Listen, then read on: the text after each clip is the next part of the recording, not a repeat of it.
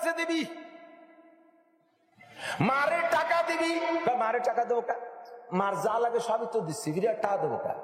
আরে টাকার সাথে আর মানুষের সাথে আল্লাহ তাআলা এমন একটা রুহানি কানেকশন দিয়ে দিয়েছে, মরে যার একটু আগে যদি হুঁশ থাকে সে সময় টাকা দিলি কয় টাকার নোট, কথা কন, সে সময় চোখ খুলে টাকা ধরে, কাপড় চোপড় সোনা দানা লাখ লাখ দাও, বড় পদ্মার পাঙ্গাস 22 কেজি একটা এনে মারে বালিশ বানাই দিয়েছ সুতি, তার চাইতে 1000 টাকার একটা নোট দিবা, ওইটাই খুশি হয় বেশি, কথা কন। যত খাবার তাদের পোলা বানরে, এরপরে তারে 10 টাকা দিলে কিন্তু বেশি খুশি হয়, নিজের টাকা দিয়ে নিজে কিনে খাওয়ার মধ্যে একটা তৃপ্তি আছে আলাদা, ঠিক কিনা? আমি মাঝে মাঝে ট্রাই করি আমার মারে টাকা দিই, মার কিচ্ছু লাগে না, মা তো একেবারে রিটায়ার্ড হয়ে গেছে, এখন আখেরাতের পথে, আল্লাহু আকবার।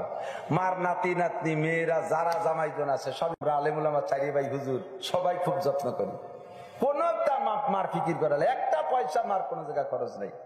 এরপর আমি মারে টাকা দিই, সেদিনকে কইল 18,000 টাকা জমা করছে, দিয়ে দেয়, আবার এই নাতি নাতিকে দিয়ে দেয়, 18,000 টাকা জমা করে, টাকা দিলেই টাকা ধরে চুমো দেয়, চুমো দেয়, আবার কয় তোমার কাছে নতুন টাকা নাই, নতুন পুরানোতে একই দাম, নতুন টাকা আমার ভালো দেয়া যায়, ছোট হয়ে গেছে আর কুট্টি হয়ে গেছে, 200 টাকার নতুন নোট বাড়াইছে, এক বান্ডিল দিয়েছে এক মাহফিল থেকে 20,000 টাকা, আমি নিয়ে সেখান থেকে আগে আমার মারে 2খান নতুন 4খান নতুন টাকা দিচ্ছে, মা পাই কি 50টা নোট না 20টা নোট, আমি 200টা আরো নোট বানাইছে, ওরে আল্লাহ, হাসিনে তো কিছু বাদ দিল না, এই যে খুশি। মারাতে টাকা দিবা, আব্বার হাতে টাকা দিবা, কোনটা গুনিয়ে গাইতে তোমার হাতেই ফেরত দেবে, যাও বুড় জমি কেন, ওই জমিতে সোনা ফলবে। আব্বা মার থেকে লুকোচুরি কইরা তোর কেশিয়ার বানাইছো শাশুড়ি দিয়ে, যারা বেকায়দা আছে তারা ঘন ঘন ঠিক করছে, বুঝি বহুজন বেকায়দায় আছে, আছে সমস্যা, কতক্ষণ শাশুড়িরে বানাইছো ম্যানেজার, বউরে বানাইছো ক্যাশিয়ার, মা বাপের থেকে লুকোচুরি করে টাকা তাদের কাছে দিয়ে গুনাই গেথাইয়া তাদের খুশি করে নিয়ে ব্যাংকে থুবা, ও ব্যাংকও ডাকাতি হয়ে যাবে, ওই টাকায় যে মেশিন কিনবি স্যালো মেশিন, সব মেশিনই পানি ওঠে, তোর দিয়ে ফক ফক করে গ্যাস বেরোবে, বলাবলি খেলছো টাকা নিয়ে। আর আব্বার হাতের মধ্যে আল্লাহ তাআলা বরকত দিয়েছে, হোক তোমার মা বাপ বিড়ি খাওয়া, তোমার মা বাপ নামাজ পড়ে না, যত বড় ভাইও ভাজিল হোক না কেন, ওর ভিতরে মা বাপ হিসেবে একটা বরকত তার হাতের মধ্যে দিয়েছে, ওই জায়গা তুমি দিবা, টাকা গুনিয়ে গেছে তোমারে দেবে, টাকা কাজে লাগাবা, কাজে লাগবে ইনশাআল্লাহ। আর লুকোচুরি করবা, মা বাপের চোখ ফাঁকি দিবা, টাকা কারুনের সম্পদের মতো মাটির তলে যাবে, কোনোদিন উপরে উঠে কথা হবে না। আমার বাবি সাপরা মোটে এই কথা বুঝতে চায় না, ওনটা রাগে ফটফট করতেছে, ডাইয়ানছে হুজুরেরটা এই করতে আনছে, বিটিরা মোটে চায় না যে স্বামীর কামাই তার মা বাপরে দিক, অর্থাৎ মহিলার শ্বশুর শাশুড়িদের খেদমত করুক, মোটে চাইতেছে না। বর্তমান জগৎটা এমন নষ্ট হয়ে গেছে, 90% মহিলারা শ্বশুর শাশুড়ির খেদমত মোটে পছন্দই করতেছে না, শ্বশুর শাশুড়িরা টাকা দিয়ে পছন্দ করে না, বিশাল ক্ষতির কারণ মনে করে, স্বামীরে আলাদা করে ফেলাচ্ছে। ও ভাবি সাপরা, আমার বুন্ডা, মনে রাখো বেশি দেরি নাই, তোমার ছেলের বয়স কত? আপাতত 10, আর মাত্র 10টা বছর জাতি দাও, তোমার স্বামী বিয়ে আছে 30 বছরে, আল্লাহ বাসালি তোমার গুলো পাইয়ে যাবে আগে আগে, ও তাড়াতাড়ি বিয়ে করে এনে বাড়ি উঠবে, আর তুমি যা করতেছো এর চাইতে কয়েক গুণ বেশি করবে। যাইসা করনি ভাইসা বরনি, না মানে তো করকে দেখ, সেই সময় বুঝবা যে শ্বশুর শাশুড়িরে না দেওয়ার ফলাফল কি, এর নতিজা কি, কষ্ট কেমন পাইছে বুড়ি, সেই কষ্টের বদদোয়ার, হাড়ের বদদোয়ায় তুমিও জ্বলতি থাকবা, শান্তি তুমিও পাবা না, ঠিক কি ঠিক না? সভ্য হয়ে যাও, ভদ্র হয়ে যাও, স্বামীর কাছে শ্বশুর শাশুড়ির সমালোচনা আর গিবত শেখাতে একটু কমায় দাও, একটু কমায় দাও, জবানটা একটু কন্ট্রোল করো। চলে যাচ্ছে কথা কইতে কইতে শরীরে চলে যায়, এটাই বক্তাদের সিস্টেম। ও দোস্ত চলে যায় জায়গা মতো। আল্লাহ পাক রব্বুল আলামিন বলেন, আতিউল্লাহ ওয়া আতিউর রাসূল, মনে আছে নাকি? অনুসরণ হবে কার? জোর হলো না? অনুকরণ হবে কার? রসুলের। রসুলের অনুকরণ, রসুলের অনুকরণ। এবার এই কথা কইতে গেলে 30 পারা কোরআন শরীফ আপনার আমার পড়ানো লাগবে। বুখারী, মুসলিম, তিরমিজি, আবু দাউদ, নাসাই, ইবনে মাজাহ, মুয়াত্তা, ইমাম মালিক, মুহাম্মদ তাহাবী, যত হাদিসের কিতাব আছে তথা ইসলামী শরীয়তের যা কিছু আছে সব কিছু একটা কথার মধ্যে লুকানো, সেইটা হলো ওয়া আতিউর রাসূল। আল্লাহর রাসূলের অনুকরণ করো। আমার রাসূলের অনুকরণ এ টু জেড। রাসূলের অনুকরণ ছাড়া জগতে এক কদমও চলার কোনো কায়দা নাই। অন্য ধর্ম যত আছে তাদের ধর্ম সামান্য কয়টা জিনিসের ভিতরে সীমাবদ্ধ। দিক থাকে আমি দেখি হিন্দু ভাইরা কিছু আছে সারা বছর যা খুশি করে, মহিলারা আছে সন্ধ্যের সময় একটু উলুধ্বনি দেয়, আর একটু সম্ভ্রান্ত হিন্দু যারা তারা একটু কিয়ামতের সিগন্যাল দেয়, সন্ধ্যের সময় সিংহেই ভু দেয়।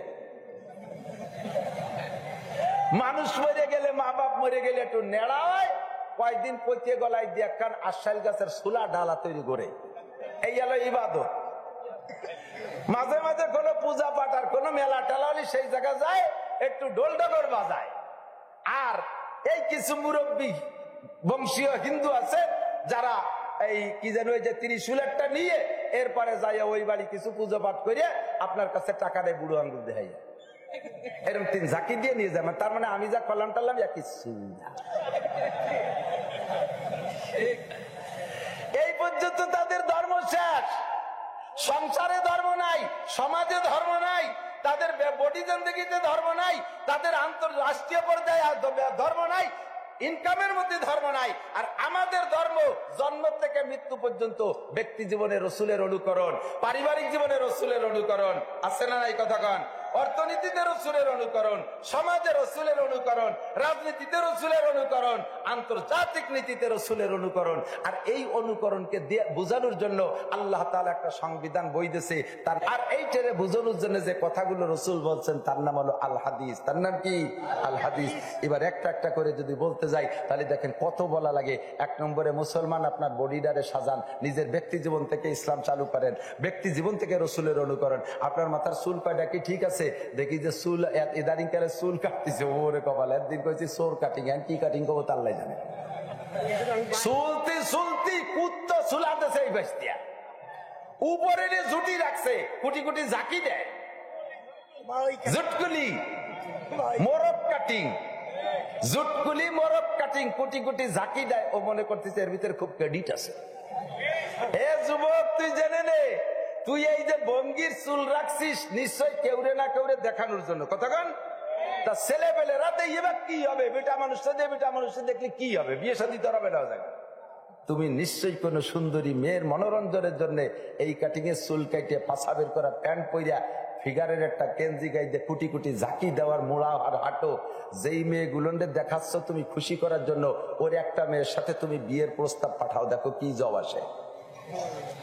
মেয়েরা বলবে আব্বা জীবনে তোমার কাছে বিয়ে চাই না, তাই বলে ভাইলু আদাবির সাথে বিয়ে দিও না। কথা বল না কে? ঠিক না? তোর এই চুল দেখাবি যারে সেই তোরে কায় উড়োইতে ভাতা বিয়া, সেই তোরে কায় ভাইলু। ভাইলু বোঝেন না? মানে বাদাবিরও 3 ক্লাস নিচে এলো ভাইলু। তো 350 টাকা দিয়ে চুল কাটলিতে সিমড়িরা তাদের বমি হইয়ে দেয়, তো চুল কাটার দাম গেল কোথায়? তুই যে ডিলিক দিয়ে প্যান্ট পরছিস, যা পরলে পারা বসে মুতা যায় না, পেশাব করতে দাঁড়াইয়ে পেশাব করা লাগে। এই দাঁড়াই পেশাব করতে হুজুর টাইট, বসলি তলা ফেটে যায়। তাহলে যদি বসলি তলা ফেটে যায় পেশাবের সময়, তাহলে পায়খানার সময় তো আরো, তাহলে তো তোর যে কোনো জায়গায় ল্যাংটা হয়ে আগা লাগবে। পায়খানার মধ্যে যে ল্যাংটায় পায়খানা করলি তাকেও দেখলো না, এটা ঠিক আছে। কিন্তু যদি রাস্তাঘাটে পায়খানা আছে, জীবনে এমন অ্যাক্সিডেন্ট 2-1 হয়েছে কি হয় নাই? প্রত্যেকেরই হয়েছে যে বেকায়দা পড়িয়ে গেছেন, ফাঁকা জায়গা পায়খানায় যাইয়ে পারতেছে না, লুঙ্গি নষ্ট হয়ে যায়, আগানে বাগানে যে বসে পড়া লাগছে না, প্রত্যেকের জীবনে একবার না একবার ঘটছেই। তুই যদি এমন বেকায়দা জায়গা পড়ে যায় তা মানুষের মধ্যে তোর ল্যাংটা হয়ে যাবে, এমন প্যান্ট পরছিস। কিন্তু পরছিস কি জন্য? এক শ্রেণীর মেয়েদেরকে দেখায় খুশি করবি, ওদের কাছে বিয়ের প্রস্তাব দে, দেখ কি জব আসে। কাব্বা ওই রকম উড়োটে বাদামির সাথে বিয়ে দিও না, দরকার হয় রান্নাঘরের খুঁটি দিয়ে তুই আমারে দিয়ে।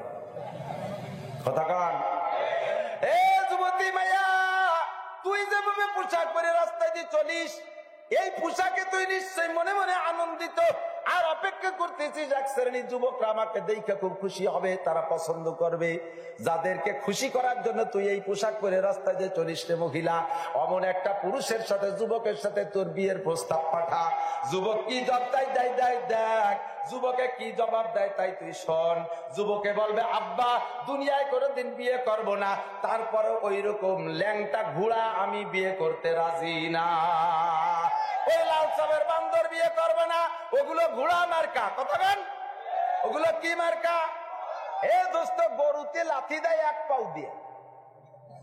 কিছু উসন করাইতে গরু আছে, দোয়াতে গেলে লাথি দেয়, আলচষ্টি গেলে লাথি মারে। কয় পাও দিয়ে? এক পাও দিয়ে লাথি মারে। ঘোড়ায় লাইতে ওই কয় পাও দিয়ে? জোড়া লাথি কয় রে, ঠিক না? ভালো যদি একটা বিয়ে বেকায়দায় বললি এক লাথি খাবি, আর ওই কিলেসের গুলো বিয়ে করলে খাবি জোড়া লাথি। ঘোড়ার মতো জোড়া লাথি, যেমন ঘোড়ায় টৌকায় বেড়ায়, রাস্তায় যে দৌড়ায় বেড়ায়, এগুলো এরকম বেড়ায়। সেমন গুলোর সাথে সম্পর্ক গড়বি গড়বি তো তোরে জোড়া লাথি খাইতে হবে। আল্লাহ নবী বলেন, ফাজফার বিজাতিদ দ্বীন। যুবক রে, বিয়ে করতে হলে আল্লাহ নবীর আদর্শ মাইনা চল, আমার দিক তাকা। বিয়ে করতে হলে আল্লাহ নবীর আদর্শ মান।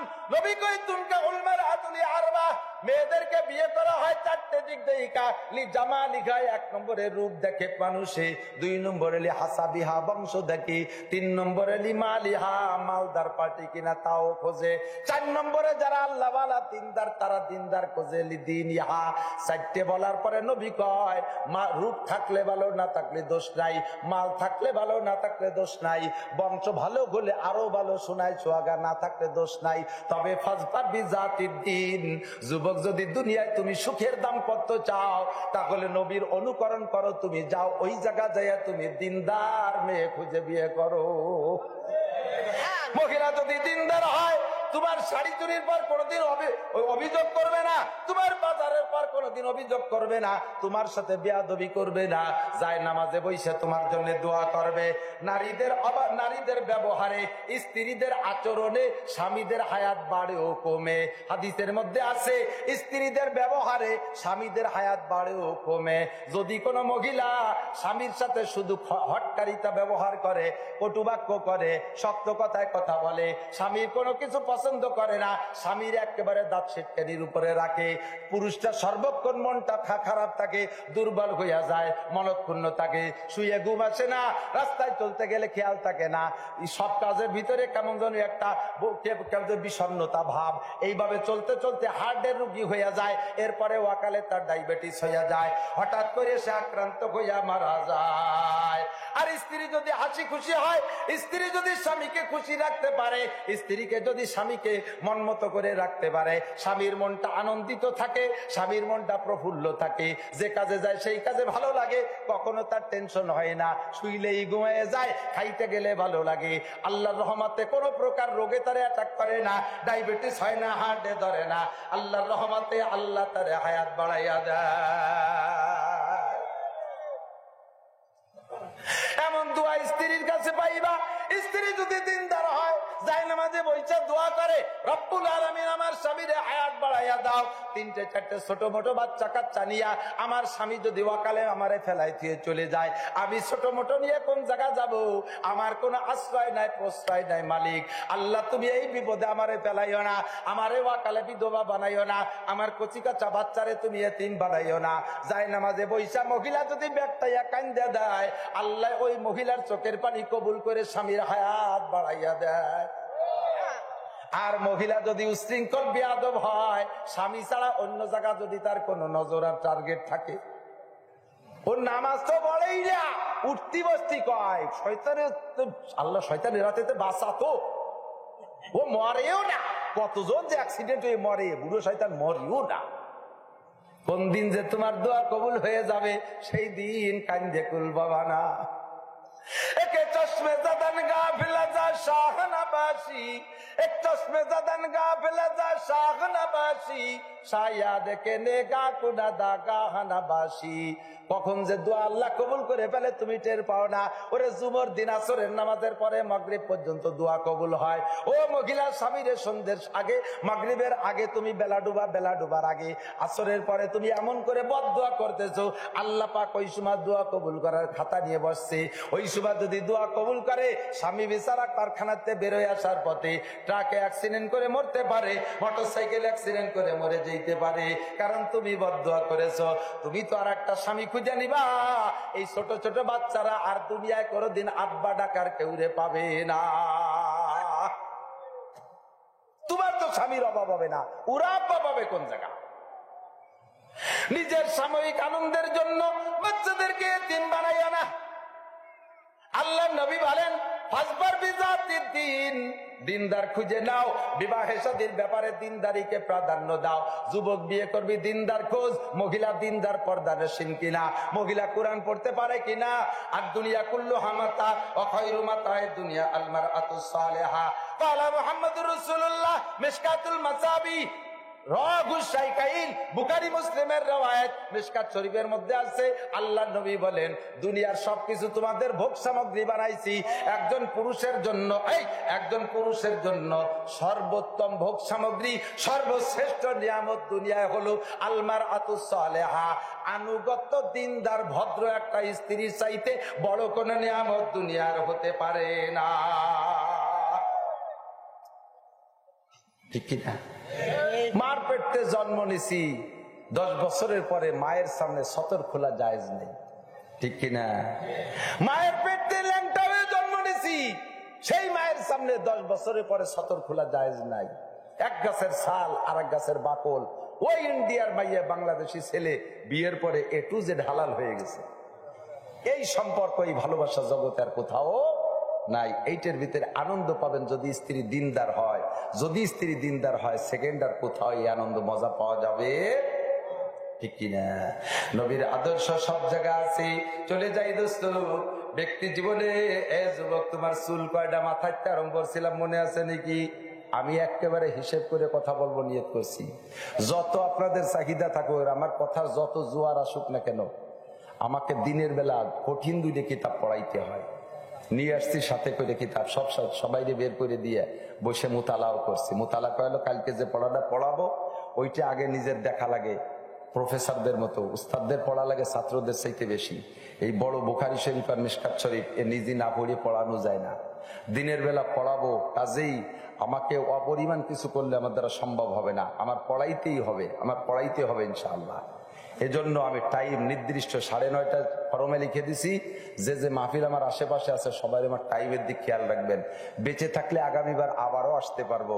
আর আমার একবার পাইয়ে জন্মের খাটাইয়ে যদি হতে ফেলাই দেন, তারপরে তো খুঁজে পাওয়া যাবে না। কথা কন, এমনি এক জাগ বক্তা ধরা খাইয়ে গেছে, ওদিকে বুড়োরা সব সাপ হয়ে গেছে। আমরা 2-4 জন পাঙ্কু পঙ্কু ঘুরতেছি, তাও যদি ওভারলোড দিয়ে আমাদেরকে শোয়াই দেন, শেষে আপনারা যাবেন কোন জায়গায়, আমরা কি দেখি করবো। পরিমাণ মতো টাইমের ভিতরে শেষ হবে ইনশাআল্লাহ। কথা ঠিক আছে? আজকে শুধু বডিটার একটু সেট করি, রাজি আছেন না? চুলকে যদি সুন্নতি তরিকায় কাটান 100 শহীদের সওয়াব হবে। শুধু চুলের মধ্যে 100 শহীদের সওয়াব। যে সকল যুবকরা আছো, একটু যুবকরা, বুড়োরা তার চুলির ভাব ভঙ্গি নাই, পাইয়ে গেছে ফকা সাদা হইয়ে, যে কায়দায় কাটে সেই কায়দায় খারাপ দেওয়া যায়। একজনে কয়, তুই জামা কাপড় ওরও পরিষ্কার, কয় যাবি যত সাজি তত বেশি খারাপ দেওয়া যায়। এই জন্য তাইছে নর্মাল থাকাটাই ভালো। তো বুড়োরা যত কায়দা হয় যে পাকা চুল সাইজ করে কাটুক, ওর মধ্যে তো ডট নাই। তোমরা যুবকরা পাকা সিদ্ধান্ত নিতে পারবা, 100 শহীদের সওয়াব পাবা, বদরি সাহাবাদের সাথে জান্নাতে যেতে পারবা, উহুদের সাহাবাদের সাথে জান্নাতে যেতে পারবা, খন্দকের মুজাহিদিনদের সাথে জান্নাতে যেতে পারবা। আল মুজাহিদু মান জাহাদা নাফসা, হাদিস পরিষ্কার হাদিস, হুজুর বলেন সবচেয়ে বড় মুজাহিদ ওই ব্যক্তি যে ব্যক্তি তার নফসের সাথে জিহাদ করতে পারে। নফসের সাথে জিহাদ করতে পারলে সব জিহাদ করা সম্ভব। কথা কন ঠিক কি ঠিক না? তো চুলরে সুন্নতি তরিকায় বানাবা, পারবা ইনশাআল্লাহ? নিয়ত করে তো দেখি যুবক, আমি সুন্নতের খেলাফ চুল কাটবো না ইনশাআল্লাহ। রাজি? একটা সুন্নাত আলহামদুলিল্লাহ, আল্লাহ কবুল করুন, বলেন আমিন। চুলের মধ্যে সুন্নাত চলে আসছে। এবার দাড়িটার ব্যাপারে একটা চাকরি বাকরি হোক, তার মানে দেখানি চাকরি দাড়িতে চাকরি ঠেকায় না, বরঞ্চ দাড়িতে আরো চাকরির মর্যাদা বাড়াতে পারে। কথা কন। আমি একেবারে প্র্যাকটিক্যাল একটা খবর কই। আমার মুরব্বী উস্তাদ হযরত মাওলানা আলী হুসাইন সাহেব রহমাতুল্লাহ আলাইহি বলেছিলেন, হুজুর তখন তো আরআরএফ পুলিশ লাইনের ইমাম ছিলেন, হুজুর পুলিশও ছিলেন। হুজুর বললেন যে আমি যশোর মাহফিল করছি, তো মাহফিলের পরে 2 বছর পর আমি তো চলে আসছি, আর আমার মনে নাই। পরে আমার সাথে দেখা হওয়ার পরে উনি বলতেছেন, তখন যশোর ক্যান্টনমেন্ট প্রধান ব্রিগেডিয়ার জেনারেল, এই ব্রিগেডিয়ার জেনারেল নাম আমার মনে নাই, বললেন যে উনি দাড়ি রেখে ফেলাইছে। তখন প্রেসিডেন্ট ইরশাদ সাহেব হলো প্রেসিডেন্সিয়াল সিস্টেম ছিল বাংলাদেশে। প্রেসিডেন্ট ইরশাদ সাহেব যশোর ক্যান্টনমেন্ট পরিদর্শনে আসবেন। তো এই খবর শুনে ক্যান্টনমেন্টে সেভাবে সাজাইছে, ক্যান্টনমেন্ট প্রধান যিনি উনি তো সামনে থাকবে, হেলিকপ্টার থেকে প্রেসিডেন্ট নামার পর রিসিভ করবে। তো এর আগে উনি দাড়ি রেখে ফেলাইছে, বেশ খানিক বড় হয়ে গেছে। এইটি আবার প্রেসিডেন্টকে জানাই নেই, তারপর প্রেসিডেন্টের সাথে সাক্ষাৎ হয়নি। তো প্রেসিডেন্ট ইরশাদ সাহেব যখন হেলিকপ্টার থেকে নামছে, উনি তো সেনাবাহিনী সব ফলিং দিয়ে রাখছে, ওনাকে অভ্যর্থনা জানাচ্ছে, সেলুট দিচ্ছে, যা যা সিস্টেম আছে সেনাবাহিনীর ভিতরে। তো সর্বপ্রথম ব্রিগেডিয়ার জেনারেল উনি সামনে গেছে, যে সালাম দিয়ে সেলুট দিয়ে সালাম দিয়ে হাত বাড়াইছে, মুসাফা করতে গেছে। ভয় পাচ্ছে যে আমি তো ব্রিগেডিয়ার জেনারেল, আমার তো কমপক্ষে সেনাপ্রধান অথবা প্রেসিডেন্টের কাছ থেকে শুনিয়ে দাঁড়িয়ে রাখতে হবে। দাঁড়িয়ে রেখে ফেলাইছি, না কয়ে মিলে মুখস্থ। আজকে আসতেছে প্রেসিডেন্ট, কপাল মনে হয় শেষ আইজি এ পর্যন্ত। তো সর্বপ্রথম সাক্ষাতে যখন হ্যান্ডশেক করছে, মুসাফা করছে, সাথে সাথে ইরশাদ সাহেব হাত ধরে বলতেছে, কি হুজুর কেমন আছেন? দাড়ি দেখে হুজুর পেয়ে ফেলাইছে ইরশাদ সাহেব। আলহামদুলিল্লাহ। তখন উনি ভাবছে কি যে হয়তো আমার মুসাফাই পর্যন্ত সে দাড়ির দিক লক্ষ্য নাও করতে পারে, কিন্তু দাড়ির দিক যে ইরশাদ সাহেব লক্ষ্য করছে তা বোঝা যাচ্ছে তার ভাষায়। কয় হুজুর কেমন আছেন? সর্বনাশ করছে, যখন হুজুর পেয়ে ফেলাইছে, আজকে হুজুরের একটা বিচার হবে। জিজ্ঞেস করছে, এমন কইতেছে আর কোনো কথা না, কয় দাড়ি রাখছেন কতদিন? আর জায়গা মতো আজ দিয়ে ফেলাইছে, যে জায়গা ভয় আছে, যেখানে বাঘের ভয় সেই জায়গায় রাইতে হয়, ঠিক না? তার জায়গা মতো গাই আঘাত যে জায়গা, ব্যথার যে জায়গা, গাই গুতো সেই জায়গায় লাগে, অন্য কোনো দিক নজর না, দাড়ি কাটার দিক নজর। যাই হোক, শুক্রিয়া, এটা সুলক্ষণ। তাই হুজুর দাড়ি রাখছেন কতদিন? তো বলতেছে স্যার 3 মাস হয়েছে। তাহলে দাড়ির দিক যখন প্রশ্ন, আরো প্রশ্ন রয়েছে, একটু বললেন না তো দাড়ি রাখবো, তাহলে হয়ে গেছে না কাম? এবার মাথার মারাত্মক জিজ্ঞেস, একটু বললেন না তো দাড়ি রাখবো। স্যার আমি হযরত মাওলানা আলী হুসাইন সাহেব হুজুরের বয়ান শুনে জজবায় রেখে ফেলাইছি স্যার আমি এখন বলতেছি স্যার। তো কয় যে না, এখন আর বলা লাগবে না। এ শুনি ওনার কাম সারা, মানে চাকরি ছুটে যাচ্ছে বাপ। কয় চাকরি আছে কতদিন? কয় স্যার আর 1 বছর। কয় যে আরো 2 বছর দাড়ির কারণে চাকরির বয়স বাড়াই দেয়া গেল। জোরে কোন একবার। বরকতের মালিক কে? রহমত কোত্থেকে আসে? এ দাড়িতে চাকরি যায় না থাকে, কমে না বাড়ে, সব জায়গায় সম্মান পাবেন। দাড়িওয়ালা একজন, দাড়িওয়ালার বয়স 25 বছর, আর সেই 25 বছরে ভাইয়ের বয়স 45 বছর। বড় ভাইয়ের বয়স, বড় ভাইয়ের দাড়ি নাই, ছোট ভাইয়ের দাড়ি আছে। 2 ভাই একসাথে দোকানেই যাবেন, আর কোন জায়গায় না, দোকানেই যাবেন, দেখবেন যে সম্মানের পার্থক্য পাবেন। দাড়িওয়ালার কাছে চাচা আপনি এখানে বসেন, সে হলো ছোট, সে তার চাচাকে চেয়ারে বসায়। আর বড় ভাইয়ের বয়স 45, দাড়ি রাখা, এ ছেলেরা নেমে দাঁড়াও, ছোটরা ছোট দাঁড়াও, তুমি নিচে দাঁড়াও। দাড়িতে সম্মান বাড়ায়, কমায় না। কথা কান ঠিক? সর্বোপরি কিয়ামতের ময়দানে হাজার হাজার লক্ষ লক্ষ মানুষ দাড়ির কারণে নাজাত পাইয়া যাইবে, আল্লাহর নবীর সুপারিশ পাইয়া যাইবে দাড়ির ওসিলায়। দাড়িকে দাড়ি কয় যে হুজুর আরো কতটা রয়েছে, দাড়ির পিছনে নামলেন কেন? আরে কতটা সাইজ করিয়া নবীর সামনে উম্মত প্রকাশ করা যত কঠিন, তার চাইতে অনেক সহজ দাড়ি কয়টা রেখে দেওয়া। টুপি পরা যত কঠিন, দাড়ি রাখা অত কঠিন না। যুব্য গায়ে দেওয়া যত কঠিন, দাড়ি রাখা অত কঠিন না। পর্দা করা যত কঠিন, দাড়ি রাখা অত কঠিন না। বরঞ্চ দাড়ি রাখা কঠিন না, আরো সহজ। দাড়ি রাখার চাইতে কাটতে কষ্ট বেশি। কতক্ষণ দাড়ি রাখতে তো ছাড়ি দিলি, না কাটলি রাখা হয়ে গেল। আর দাড়ি না রাখতে কাটা লাগে, আর নাপিতির কাছে যদি কাটান, আর আপনি যদি শেষরা পার্টি আর নাপিতের পয়সা ভালো না দেন, নাপিত নতুন ব্লেড দিয়ে দাড়ি চাষে না। 3 জনের চাষার পরে আর 2 জনের বগল সাফ করছে যেই ব্লেড দিয়ে, ওইখান দিয়ে টানে, কার কার কার কার শব্দ। কি এরি ছাগল চলিস নাকি? এরমটা হাস, এরম ব্লেড।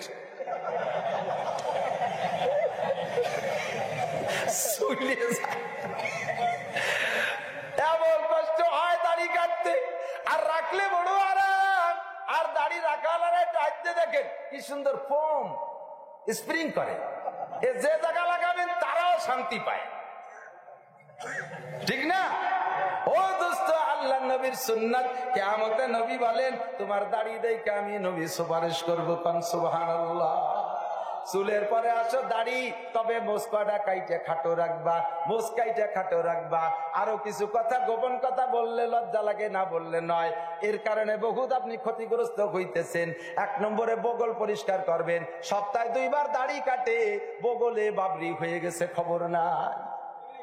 আরে জীবন ভরে দাড়ি রাখছে, এতে ময়লা হয় না। মাথায় চুল আছে, ময়লা হয় না। কিন্তু যে কয় জায়গার লোম পরিষ্কার করা সুন্নত, ওই কয় জায়গা না পরিষ্কার করলে দেখবেন যে ময়লা জমে যায়। দাড়ি শুকে দেখেন গন্ধ নাই, কিন্তু সেসব জায়গায় সাবান যে যত কসলাতি থাকেন তবুও গন্ধ। এই জন্য পরিষ্কার করা সুন্নাত। যদি কেউ 40 দিনের উপরে নির্দিষ্ট স্থানের লোম পরিষ্কার না করে, ওই লোকটার নামাজ কবুল হবে না। হাদিসের কথা, নামাজই কবুল হবে না। সকলের যার আছে তাদের পরিষ্কার করা সুন্নাত। আর একটা হলো নখ। এদিক তাকান। এই সেদিনকে পড়াইছি আমি মিশকাত শরীফ কিতাবুস সালাতের ভিতরে, বাবুল ওযুর মধ্যে আসছে। ওই কিতাবুত তাহারাতের মধ্যে বাবুল ওযুতে, মিশকাত শরীফ সালাত কিতাবুস সালাতের মধ্যে আসছে। এই যে নখ না, নখ, এই নখ নুরুল ইজার ভিতরে লেখছে। নুরুল ইজা আমাদের ছোট একটা কিতাব আছে, 5ম শ্রেণীতে পড়ায়। এই নখ যদি মরা নখ লম্বা হয়ে যায়, ওর গোড়ার দিক চাপা পড়ে যায়। গোড়ার দিক কি পড়ে যায়? চাপা পড়ে যায়। গোসল, অজু এবং গোসলে ওই নখের গোড়ার ভিতরে এভাবে খিলাল করে করে পানি যদি না পৌঁছান, আপনার অজু আর গোসল হই নাই। নর্মালি পানি ছাড়িয়ে দিয়ে ডলিয়ে মুলিয়ে চলিয়ে আইছেন, নখের গোড়ার ভিতরে পানি যাই নাই, আপনার অজু আর গোসল হয় নাই। ফরজ গোসলে যদি এইভাবে না করেন তাহলে গোসল হয় নাই। অজুতে যদি নখের ভিতরে খিলাল করে করে এভাবে এভাবে ধরে ধরে খিলাল না করেন তাহলে অজু হয় নাই, আপনার নামাজ পড়া জায়েজ নাই। কিন্তু এইভাবে নখের মধ্যে খিলাল করেন কয়জনে খিলাল করেন। এই জন্য সপ্তাহে 1 বার নখ কেটে পরিষ্কার রাখা, যাতে অজু গোসলটা সুন্দর হয়। আমার মা বোনরা, নখের নখ পালিশ ব্যবহার করা হারাম। মেহেদি ব্যবহার করবেন। মহিলারা হাতে এবং পায়ে নখে মেহেদি ব্যবহার করবেন। নারী পুরুষ আপনারা চুলে দাড়িতে সকলে চুলে মেহেদি ব্যবহার করতে পারবেন। কিন্তু পুরুষরা নখে মেহেদি ব্যবহার করা মাকরুহে তাহরিমি। যদি মসজিদের ইমাম সাহেব নখে মেহেদি লাগায় ইমামতি করে, তার পিছনে নামাজ পড়া মাকরুহে তাহরিমি। মুয়াজ্জিন যদি নখে নখ পালিশ কি বলা হয় মেহেদি লাগায়, মাকরুহে তাহরিমি। কিন্তু নারীরা মেহেদি ব্যবহার করতে পারবেন হাতে এবং পায়ে। প্রলেপ দিতে পারবেন না। নখ পালিশ হলো প্রলেপ। নখ পালিশের উপরে ভিতরে পানি যায় না। এমনকি লিখছে নুরুল ইজার ভিতরে এটাও লিখছে, যদি মোম লাগে, রঙের কাজ করে যারা, তাদের গায়ে রঙের ছিটা ফুটা লাগে, রঙের রং করে বিল্ডিং এ রং করে, ট্রাঙ্ক সুটকেসে রং করে, ওই রঙের নিচে পানি যায় না। এইরকম যদি শরীরে লাগানো থাকে, আটা সেনে, মহিলারা রুটি বানাতে আটা সেনে না, এই আটা শুকিয়ে গেলে ওর নিচে পানি যায় না। আমরা যারা পাইনু আছি, পান খাই, পাইনুও পানি, আমার একটু পানি দেন। পান খাওয়ালারা চুন ব্যবহার করি, এই নখ দিয়ে চুন নেই, নখের ভিতরে ওই কোনার মধ্যে চুন চলে গেছে। আপনি উপরে ডলি ডালিয়ে অজু করছেন, কিন্তু ওই জায়গা শুকনো চুন শুকোয় রয়েছে ভিতরে, ওর নিচে অজুর পানি যায় নাই, আপনার অজু হয় নাই, গোসল হবে না, অজু হবে না, নামাজ হবে না। এইগুলোর জন্য আপনাকে নখ পরিষ্কার রাখতে হবে, চুল দাড়ি সুন্দর করে রাখতে হবে, দাড়ি সর্বনিম্ন 1 মুঠ রাখতে হবে। আসেন এবার টুপি। অনেকে আছে কয় টুপি ছাড়া নামাজ পড়লি না। টুপি তো নামাজের কিছু না। নামাজের ফরজ 13টা, ওয়াজিব 14টা, সুন্নত 28টা, এর মধ্যে তো টুপি নাই। এর মধ্যে টুপি নাই, ঠিক আছে, কিন্তু টুপি শেয়ারে মুসলমান, শেয়ারে ইসলাম, ইসলামের একটা নিদর্শন। আল্লাহ নবী বলেন, ইহুদ নাসারা মুসলমানরাও পাগড়ি পরে, কিন্তু তাদের পাগড়ির নিচে টুপি নাই। আমাদের পাগড়ির পার্থক্য হলো, আমাদের পাগড়ির নিচে টুপি হতে হবে। টুপি রেখে যদি কেউ ঠাট্টা করে, ব্যঙ্গ করে, অপ্রয়োজন মনে করে, তাহলে রসুলের একটা সুন্নতকে আপনি অপ্রয়োজন মনে করলেন। আর রসুলের একটা সুন্নতকে অস্বীকার করলে ঈমান নষ্ট হয়ে যায়। আমল না করলে কবিরা গুনাহ হয়, অস্বীকার করলে ঈমান নষ্ট হয়ে যায়।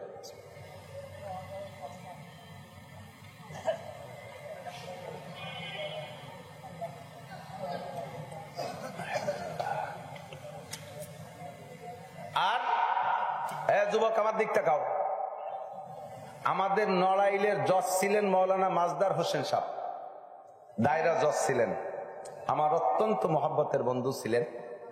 স্যার আমাকে ওনার গ্রামের বাড়ি এলো রাজশাহী, মাহফিল করাতেন, এসে তফসির করে। জজ, দায়রা জজ, বিচারপতি হয়ে তারপরে উনি রিটায়ার্ড করছেন। উনি কোর্টে যাইতেন, দেখাইতে হয়, না দেখাইলে হয় না। উনার প্যান্ট ঢিলা ঢালা পাজামার মতো প্যান্ট, নেসপে শার্ট প্যান্ট। একজন জজ, একজন বিচারপতি, সে টাকনু সোয়াই প্যান্ট পরে নাই, লেখা জানে না, পড়া জানে না, আন্তর্জাতিক খ্যাতি সম্পন্ন মূর্খ। এইটার স্টাইল প্যান্ট টাকনুর নিচে এবং প্যান্ট তল দিয়ে টাকনুর তল দিয়ে যাইয়ে স্যান্ডেলের নায়ের দাঁড়িয়ে বার হয়ে গেছে। ওই দিক দিয়ে অতখানি ঝুলিয়ে গেলে উপরে তো কম পড়েই, পাশার একেবারে ও পাশে দেড়া খোলা, নাবির নিচে নামাতি নামাতি একেবারে জাগার কুনায় নিয়ে বাঁধাইছে। দেখলে বমি আছে, বোঝা যায় যে তুইও বাঁধাবি, তোর আরো অনেকেও বাঁধাবি, কথা বল না। এই পোশাকের মধ্যে স্টাইল নাই শোনা, ও দেখলে বোঝা যায় যে তোমরা সবাই ওই ক্লাসের, তুমি কোন নম্বরে তা ভালো করে বুঝিয়ে আসে। পোশাক হলো, নবী বলেন মানজাররা ইজারাহু বাতারা লাম ইয়ানজুরিল্লাহু ইলাইহি ইয়াউমাল কিয়ামা। নবী বলেন মা আসফালা মিনাল কাবাইন ফাহুয়া বিন্নার।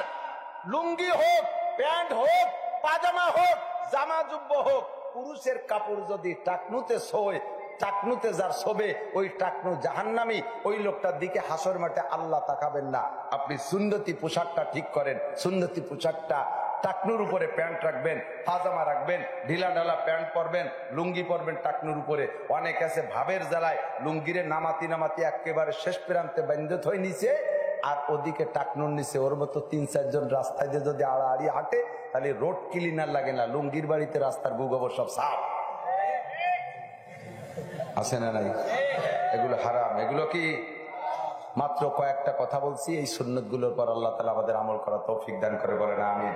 তোমরা অঙ্গীকারবদ্ধ হবা, একটা মাহফিল করেই তোমাদের ইসলামী দায়িত্ব শেষ নয়, এরপরে আগামীকালকে আবার উন্নতা করবা, এটা ঠিক না। একটা পাইপ দিয়ে জমজম পানি বেরোইছে, পরে যদি সেই পাইপ দিয়ে আবার বাথরুমের ময়লা পানি ছাড়ে, তাহলে পাইপের সাথে বেয়াদবি করা হবে না? মানুষ অন্যায় বলবে, অন্যায় বলবেন না আপনারা? যেই পানি পাইপ দিয়ে জমজম পানি বেরোয়, সেই পাইপ দিয়ে আবার পেশাব লাইন চালু করে দেয়, কি করে? এটা ঠিক না। যেই প্লেটে দুধ খাইছেন, সেই প্লেটে অন্য কিছু যেমন ঢালা ঠিক না। যেই যুবকরা ভালো কাজ করেছো, সেই যুবকরা অন্যায় করবা না। তোমরা নামাজ পড়বা, যুবকরা সমাজের আরো অন্যায় যেগুলো আছে এগুলোর প্রতিবাদ করবা। বিয়ে শাদীর অনুষ্ঠানে ড্যাক্স বক্স বাজাইতে দিবা না। বিয়ে শাদীর অনুষ্ঠানে মেয়েদের খোলামেলা বেপর্দার যত প্রোগ্রাম আছে এগুলো তোমরা প্রতিবাদ করবা। গাঁজা, ফেন্সিলিন, হিরোইন কারা খায় এটা সরকার জানে না, পুলিশরা জীবনেও ধরতে পারবে না, এগুলো তোমরাই জানো। এদেরকে তোমরা বন্ধ করো।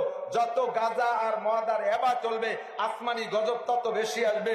যত সমাজে জেনা চলবে, আসমানি গজব তত বেশি আসবে। যত সমাজে দুর্নীতি চলবে, আসমানি গজব তত বেশি আসবে।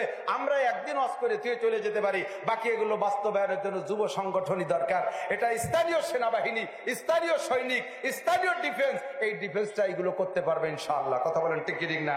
আল্লাহ তাআলা সকলকে আমল করার তৌফিক দান করে, বলে আমিন। দোয়া করবেন কে?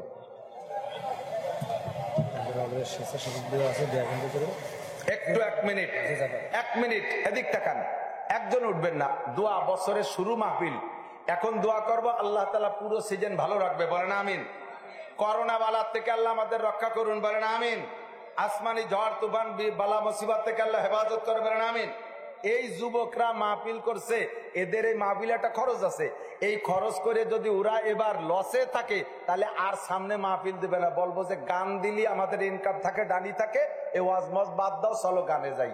তাহলে ওদের যাতে লসে না থাকে, আমরা সামান্য করে সহযোগিতা করলে ওদের ওই ঘাটতিটা পুড়িয়ে যাবে। একটু করা যাবে না ইনশাআল্লাহ? সিজনের শুরু মাহফিল, একটু পকেটে বিসমিল্লাহ করে হাত দেন, ওরা ব্যাগ নিয়ে যাবে। কোনো মারহাবা নারায়ে তাকবীর বলে কোনো কালেকশন না। এই যে ভিতরে ভিতরে যাইতেছে, এনাদের কাছে দিয়ে দেন। এনাদের কাছে কি নির্দিষ্ট ব্যাগ আছে? তো এই ব্যাগ আছে, যারা ব্যাগে, এই ব্যাগ নেন, ব্যাগে কালেকশন দেন। এলোমেলো ভাবে বিভিন্ন ভাবে কালেকশন করলে অনেক সময় উল্টো পাল্টা হয়ে যায়। নির্দিষ্ট যারা আছেন তারা কালেকশন, বিসমিল্লাহ করে একটু হাত দেন। 100, 200, 10, 20, 50। আমার মা বোনরা কিছু কালেকশন দেন। গেছে যুবকরা গেছে, মা বোনরা একটু কালেকশন করেন ভিতরে, আপনারাও কিছু পাঠায় দেন, মা বোনরা কিছু পাঠায় দেন। মান জাবিল হাসানা ফালাহু আশরু আমসালিহা। এক দিলে আল্লাহ তাআলা 10 দেয়। আল্লাহ বলেন ওয়া তাআওয়ানু আলাল বিররি ওয়াত তাকওয়া ওয়া লা তাআওয়ানু আলাল ইসমি ওয়াল উদওয়ান।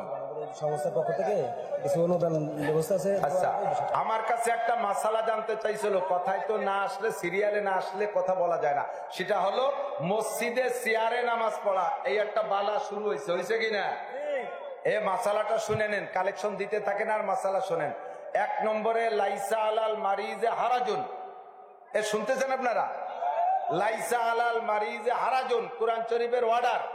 রোগীর কোনো দোষ নাই, রোগী যে তার রোগকে সামনে রেখে ইবাদত করতে তার যেভাবে সুবিধা হয় সেইভাবে শরীয়তে অনুমতি দিয়েছে।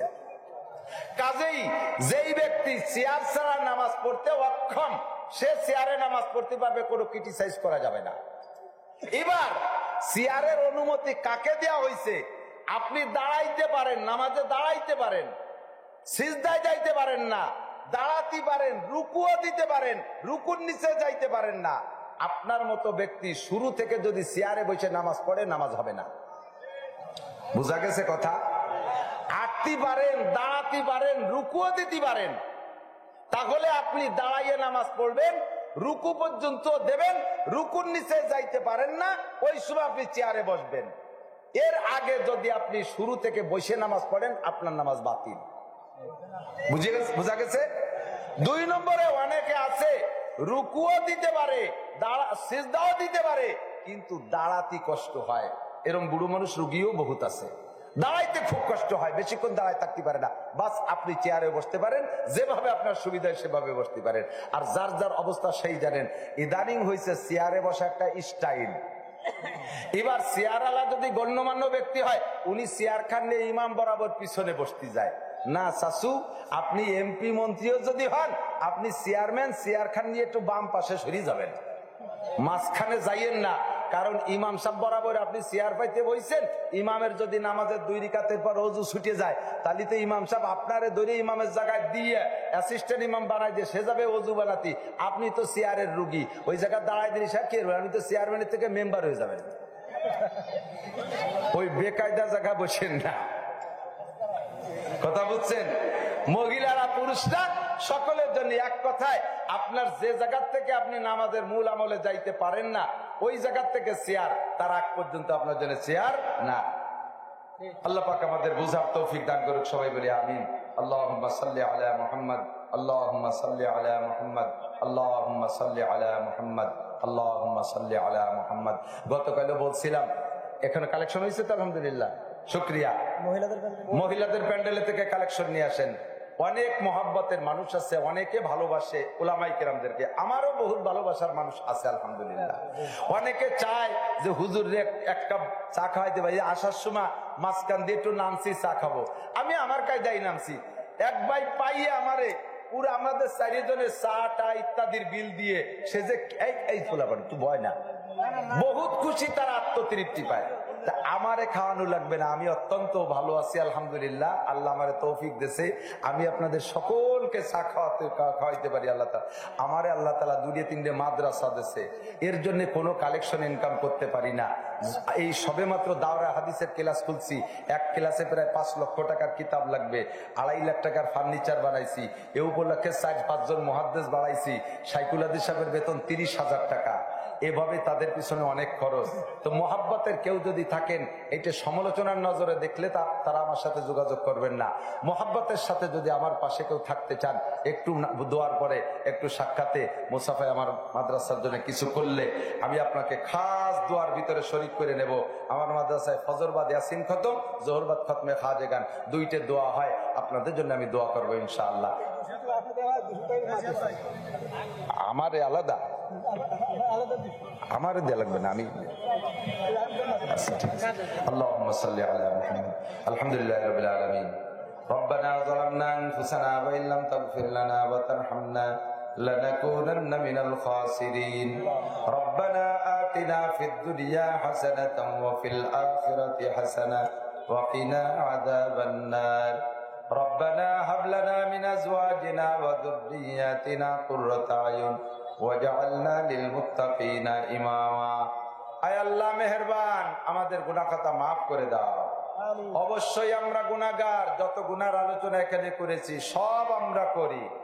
আল্লাহ, তোমার ইসলামের বিলকুল তোয়াক্কা করি না, তোমার অনুসরণ, তোমার রসুলের অনুকরণ আমরা বিলকুল করি না। আল্লাহ, তারপরও তোমাকে বিশ্বাস করি, তোমাকে ভয় করি, নইলে এই মাঠে আসতাম না। আল্লাহ রাব্বুল আলামিন, তুমি আমাদের গুনাহ খাতা মাফ করে দাও। মাঠ থেকে তুমি খালি হাতে ফিরে দিও না আল্লাহ। আয় আল্লাহ, খালি হাতে ফিরে দিও না আল্লাহ। আয় আল্লাহ, কখন মারা যায় কইতে পারি না, হায়াত কতটুকু আছে জানি না, কবরে কিভাবে থাকবো আল্লাহ।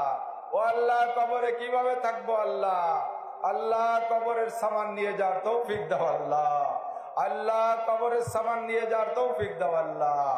আয় আল্লাহ, পরিপূর্ণ ইসলামী জিন্দেগি গড়ে যাওয়ার তৌফিক দাও। মরণের আগে পাক্কা মুসলমান হওয়ার তৌফিক দাও। আয় আল্লাহ, যতদিন মুসলমান হতে না পারি তুমি আমাদেরকে ডাক দিও না আল্লাহ। আয় আল্লাহ, আমাদের সর্বক্ষণ প্রস্তুত থাকার তৌফিক দান করো। আমাদের আব্বা মা, দাদা দাদি, নানা নানি, শ্বশুর শাশুড়ি, আত্মীয় স্বজন যত মানুষ কবরে চলে গেছে সকল মরহুমদের গুনাহ খাতা মাফ করে দাও। সকল মরহুমদের কবর আযাব মাফ করে দাও। আমাদের মাহফিলের সওয়াব তাদের আমলনামায় পৌঁছায়া দাও। সাইয়্যিদুনা মুহাম্মদুর রাসূলুল্লাহ সাল্লাল্লাহু আলাইহি সাল্লামের রওজা ধারে আল্লাহ এই সুদূর বকশীপুর থেকে আমাদের দুরুদ ও সালাম তুমি পৌঁছাইয়া দাও। আল্লাহ, এখান থেকে দুরুদ ও সালাম পৌঁছাইয়া দাও। সমস্ত আম্বিয়া আলাইহিমুস সালাম, সাহাবায়ে কেরাম, শুহাদা সালেহিন, তাবেঈন, তাবে তাবেঈন, মুজতাহিদিন, বুজুর্গানে দিন সকলের রূহে পাকে সব পৌঁছাইয়া দাও। আয় আল্লাহ, যে যুব সমাজের ইন্তেজামে মাহফিল, আমি খাস ভাবে তাদের জন্য দোয়া করি। আমার এই যুব সমাজকে তুমি আয় আল্লাহ হাসরে আরশে আজিমের নিচে যে সকল যুবকদেরকে তুমি স্থান দিয়ে আরশে আজিমের নিচে ছায়া দিয়ে তোমার রসুলের হাত দিয়ে হাউজে কাউসার খাওয়াইয়া তোমার হাতের খানা খাওয়াবা, এই যুব সমাজকে তাদের কাতারে দলবদ্ধ করে দাও, তাদের দলভুক্ত করে দাও। আয় আল্লাহ, এদেরকে নামাজি দিনদার বানায় দাও। আয় আল্লাহ, আজকের মাহফিলের নেকি তাদের আমলনামায় ভরে দাও। স্থানীয় মুরব্বীরা সহযোগিতা করেছে, তাদেরকে কবুল করে নাও। মা বোনরা সহযোগিতা করেছে, সবাইকে কবুল করে নাও। আয় আল্লাহ, এদেরকে স্থানীয়দেরকে আনসার সাহাবাদের সাথে জান্নাতি করে দিও। আমরা যারা বাইরে থেকে এসেছি আমাদেরকে মুহাজিরিনদের সাথে কবুল করে নাও। সারা বাংলাদেশ থেকে করোনা ভাইরাসকে জনমের তরে তাড়িয়ে দাও। অন্যান্য সব ভাইরাস তাড়িয়ে দাও। আয় আল্লাহ, জনাব প্রেসিডেন্ট মহোদয়, মাননীয় প্রধানমন্ত্রী জননেত্রী শেখ হাসিনা, মন্ত্রী পরিষদ, এমপি মহোদয়, আরো যত রাজনৈতিক নেতা নেত্রী আছে, দল বিরোধী দল, সমস্ত আমাদের মুরব্বীদেরকে আল্লাহ তুমি দিনের জন্য কবুল করে নাও।